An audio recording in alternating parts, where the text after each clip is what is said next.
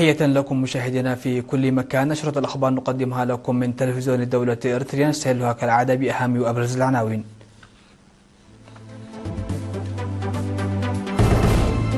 وزارة الزراعة تضع خطة عمل لعام 2026. جمعية الأطباء الإريتريين تعقد مؤتمرها السنوي 27. دعوة لتنظيم زيارات الشباب إلى المشاريع التنموية في مديرية مندفرة.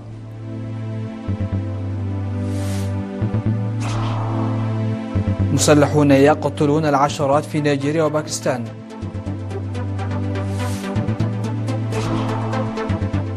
إيران تصنف جيوش الاتحاد الأوروبي منظمات إرهابية.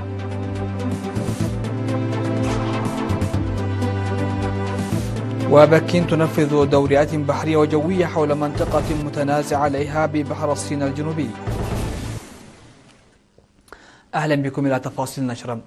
عقدت وزارة الزراعة اجتماعات تقييمية في أسمر يوم 29 و30 من يناير لمراجعة أنشطتها لعام 2025 ومناقشة خططها لعام 2026. وذكر في التقارير التي قدمها فروع الوزارة بالأقاليم الستة والأقسام إنه تم تنفيذ أنشطة واسعة النطاق لحفظ التربة والمياه على مساحة 26 ألف هكتار من الأراضي، وتم بناء 30 سدا مصغرا في العام الماضي. في مجال تنمية المحاصيل تمت زراعة أكثر من نصف مليون هكتار بنسبة 84% من المحاصيل، والباقي بالحبوب والبذور الزيتية، وأكثر من 11 ألف هكتار بالخضروات والفواكه. وذكر في التقارير أنه تم تنفيذ أكثر من 87% من خطة توزيع مليون فرخة، وزاد عدد المزارعين ضمن برامج الزراعة المصغرة المربحة من 12 ألف إلى 33 ألف مزارع. وفي صناعة العسل ارتفع عدد خلايا النحل إلى أكثر من 52 ألف خلية مقارنة بالعام الماضي، بينما زاد إنتاج العسل بنحو 30%. وبعد مناقشة التقارير دعا المشاركون إلى الاستخدام الكامل للسدود القائمة من أجل التنمية الزراعية وزيادة استخدام الأسمدة الطبيعية وتعزيز الاستفادة من الطاقة الشمسية في تطوير البساتين، وإنشاء وتعزيز جمعيات المنتجين الزراعيين، ومكافحة المبيدات غير القانونية. وأكد وزير الزراعة سيد أرفاين برهم أن وزارة الزراعة تعمل بجدية على أنشطة التنمية من خلال تقسيمها إلى 3 استراتيجيات: المزارع التجارية الصغيرة والمتوسطة، والزراعة الأسرية الصغيرة والمتكاملة، والزراعة المصغرة والمربحة حسب المستوى الإنتاجي. وذكر المسؤولون الزراعيون والخبراء عموما والخبراء الميدانيين خصوصا ذكروا بضرورة العمل بجدية لتحقيق الهدف المنشود المتمثل في توفير غذاء آمن ومغذي للجميع قبل حلول عام 2028. هذا وقد حضر الاجتماع كبار المسؤولين والخبراء الزراعيين ومسؤولو الأقسام الزراعية والأراضي الإقليمية ومسؤولو وممثلو المكاتب الزراعية الإقليمية والمديريات وممثلو جمعيات ومؤسسات شركاء التنمية.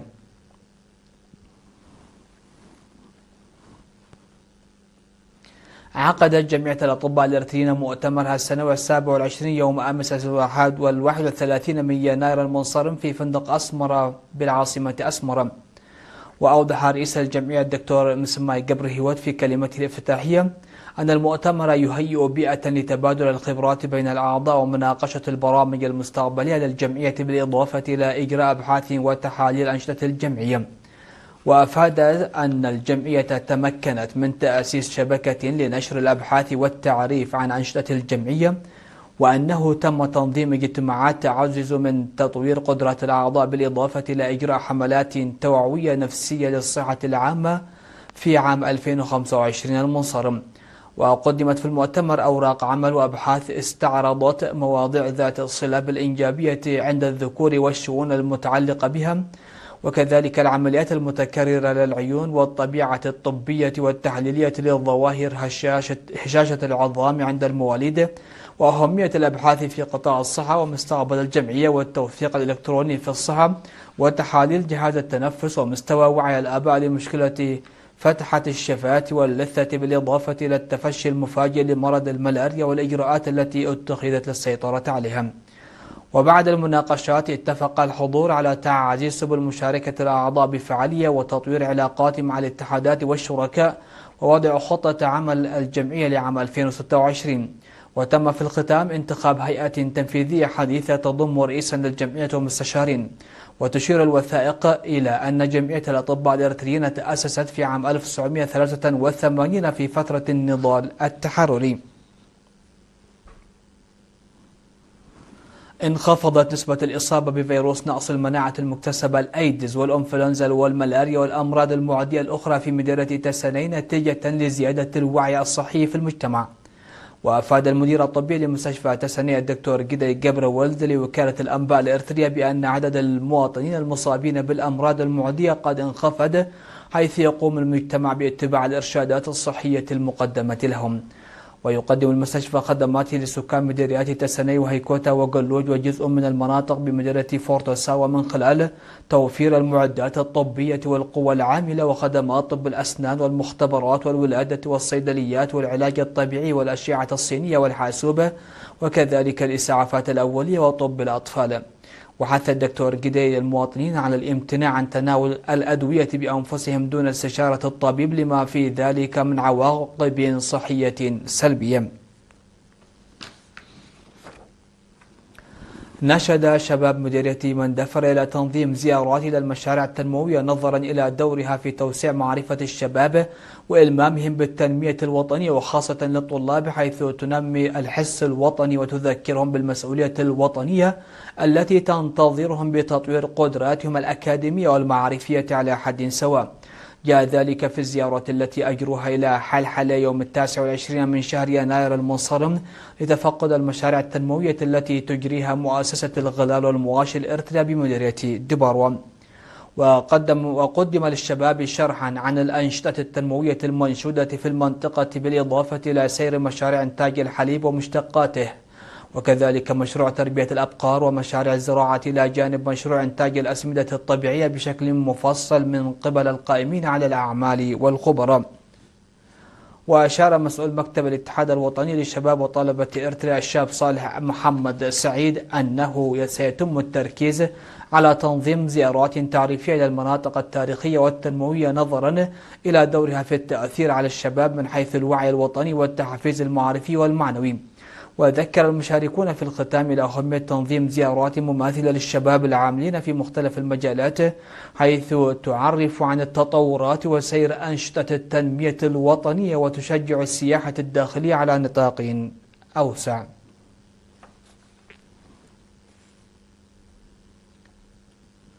ذكر قائد شرطة الإقليم الجنوبي العقيد ميكائيل تخليا أن ضباط الشرطة يعملون بفعالية مع المجتمع وشرطة المجتمع لضمان الأمن والاستقرار. جاء ذلك في اجتماعنا الذي عقد في 30 من يناير لمراجعة أنشطة الشرطة في الإقليم في عام 2025. تم الكشف عن أن الجرائم انخفضت بنحو 4% مقارنة بعام 2024، بينما زادت معدلات الجريمة بنحو 8%. وأضاف التقرير أنه تم تسليم ممتلكات مفقودة بقيمة 3.7 مليون نقف إلى مراكز الشرطة. وفيما يتعلق بأنشطة الشرطة المجتمعية قيل إنه من المتوقع أن تقوم بعمل أفضل بأعدادها الحالية، حيث حث العقيد زي ميكائيل في الختام الجهات المعنية والمجتمع على زيادة تعاونهم في الجهود المستمرة التي تبذلها الشرطة لتقديم خدمات صادقة وفي الوقت المناسب. اختتمت الأنشطة الرياضية لمديرية سرجاء لعام 2024-2025 بفعاليات أقيمت يوم أمس 31 من شهر يناير، وشملت المنافسات الرياضية العدو وكرة القدم، حيث شاركت فرق من 28 قرية تابعة للمديرية بالجنسين. وفاز فريق بادرها بلقب المنافسات الرياضية لمديرية سرجاء لعام 2024-2025. وأوصى المدير العام لقسم الثقافة والريادة في الإقليم الأوسط السيد أسمر متسقى برهان في كلمته جميع الشركاء أوصاهم للمساهمة في الأنشطة الرياضية والثقافية بجدية، مشيرا إلى أن المنافسات أبرزت الموارد الرياضية التي تتمتع بها المديرية. وحث مدير مديرية سرجع السيد كفل مريم قبر مسكال بدوره إدارة الضواحي بالتركيز على الأنشطة الرياضية وإنتاج الرياضيين يشاركون في المحافل الإقليمية وأخرى دولية. وقدمت الجوائز على الفرق والأفراد الفائزين وشهادات التقدير على الشركاء والمساهمين في تنظيم وإجراء المنافسات الرياضية. وأفاد مسؤول الرياضة بالمديرية الأستاذ مسجن حقوس أن البرامج الرياضية لعام 2025-2026 ستبتدئ في منتصف شهر فبراير الجاري. مشاهدينا الأكارم، نشرتنا تستمر من الفضائية الإرثرية ولكن بعد الفاصل.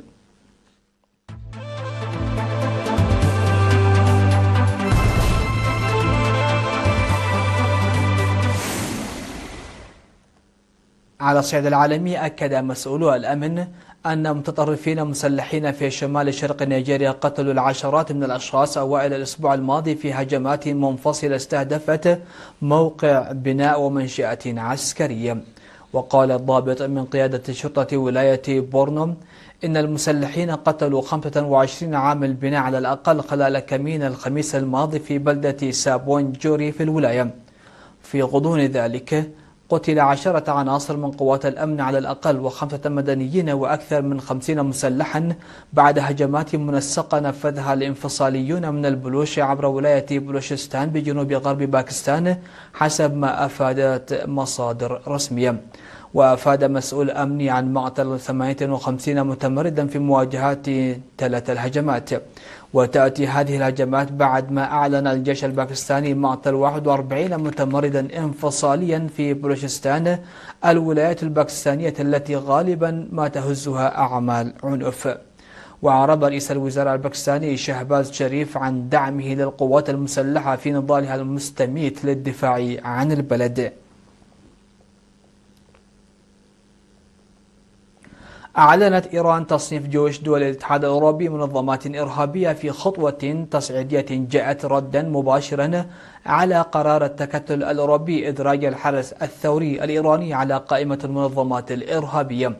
وقال رئيس البرلمان الإيراني محمد باقر قالباف خلال جلسة علنية إن هذا القرار يأتي بموجب المادة 7 من قانون التدابير المتبادلة بشأن تصنيف فيلق حرس الثورة الإسلامية منظمة إرهابية، مضيفا أن تبعات هذا الإجراء تقع كاملة على عاتق الاتحاد الأوروبي.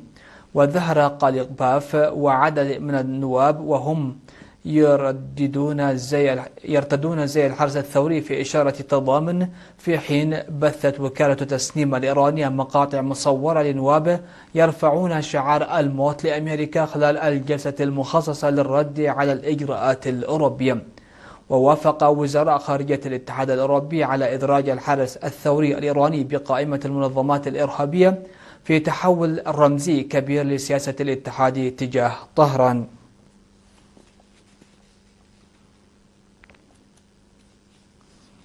أعلنت القيادة الجنوبية للجيش الصيني أن الصين أجرت دوريات استطلاع بحرية وجوية حول منطقة سكاربورو شول في بحر الصين الجنوبي. كما أجرى الجيش الصيني دوريات استعداد قتالي في المياه الإقليمية والمجال الجوي لجزيرة هوانغيانغ داو والمناطق البحرية والجوية المحيطة بها. وقالت قيادة المنطقة الجنوبية بالجيش الصيني في بيان إنها منذ بداية يناير قامت بتنظيم قوات بحرية وجوية لتعزيز الدوريات واليقظة في المياه والمجال الجوي حول مياه هوانغيان داو الإقليمية، وتصدت بحزم للتعديات والأعمال الاستفزازية من دول في المنطقة.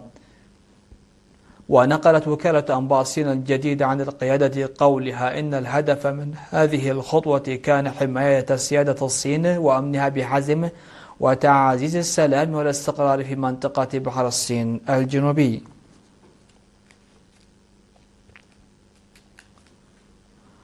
قال رئيس الوزراء البريطاني كير ستارمر إن لندن وطوكيو اتفقتا على تعزيز الروابط الدفاعية والاقتصادية، وذلك خلال زيارة إلى اليابان بعد محطة له في الصين اعتبرها خطوة أولى لإنعاش العلاقات مع بكين، في حين وصفها الرئيس الأمريكي دونالد ترامب بأنها خطيرة جدا. وقال ستارمر وبجانبه رئيسة وزراء اليابان ساناي تاكايشي عقب اجتماع ثنائي في طوكيو: لقد حددنا أولوية واضحة لإقامة شراكة أعمق في السنوات المقبلة. من جهتها قالت رئيسة الوزراء اليابانية إنها اتفقت مع ستارمر على عقد اجتماع ياباني بريطاني خلال هذا العام على مستوى وزيري الخارجية والدفاع. ختاما لنشرة هذا المساء مشاهدينا في كل مكان، إليكم أبرز ما جاء فيها.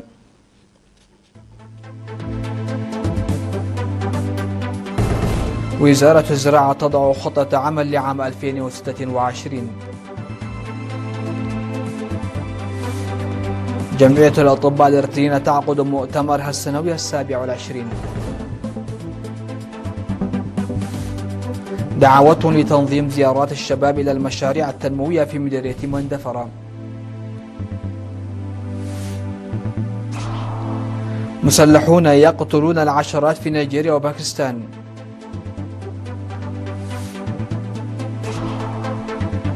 إيران تصنف جيوش الاتحاد الأوروبي منظمات إرهابية.